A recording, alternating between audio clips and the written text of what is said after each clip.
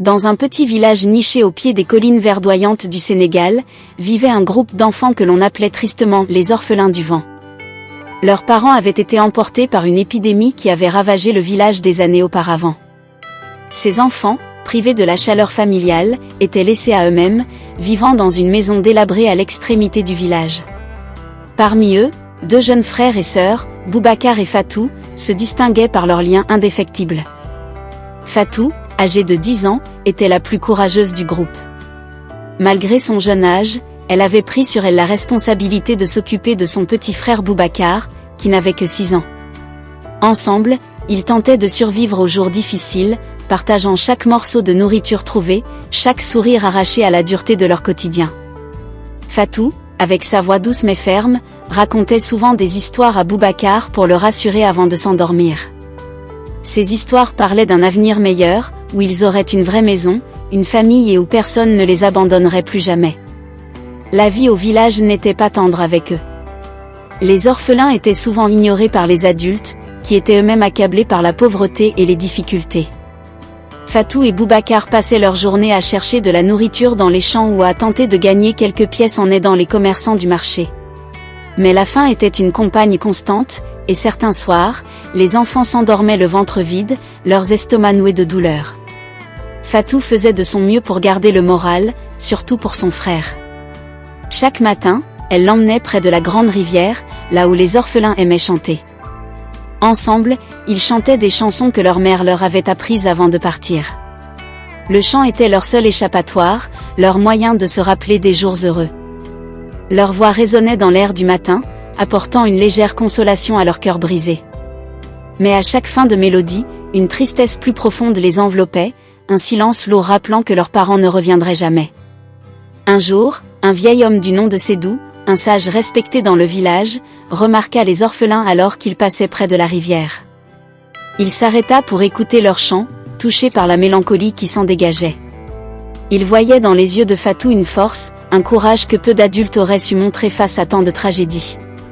Intrigué et ému, il décida de s'approcher et d'engager la conversation avec eux.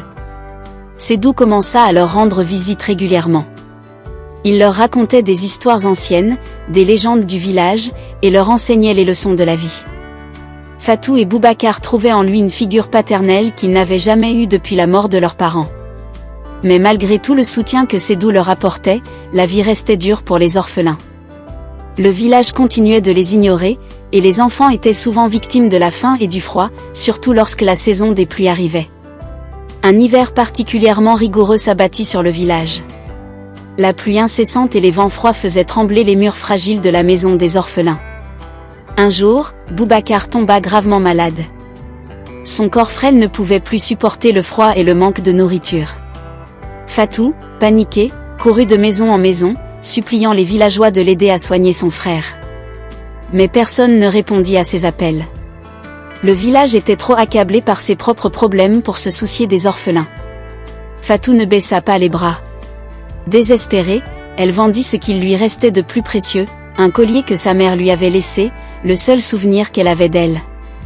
Avec l'argent récolté, elle acheta des médicaments pour Boubacar et resta à ses côtés nuit et jour, priant pour qu'il guérisse.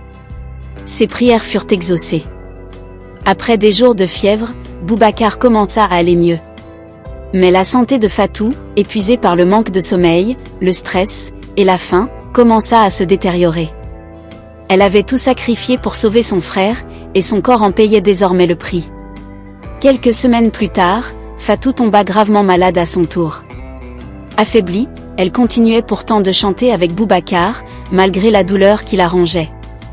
Un matin, alors que le soleil commençait à se lever, Fatou sentit que ses forces l'abandonnaient. Elle prit la main de Boubacar, d'une voix douce, lui murmura une dernière chanson.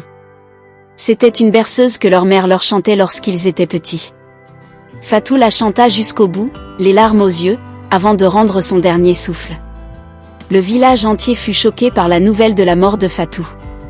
Les villageois, submergés par la culpabilité, réalisèrent qu'ils avaient fermé les yeux sur la souffrance des orphelins trop longtemps. Sédou, le vieux sage, organisa des funérailles dignes pour la petite fille. Ce jour-là, tout le village se réunit pour honorer sa mémoire.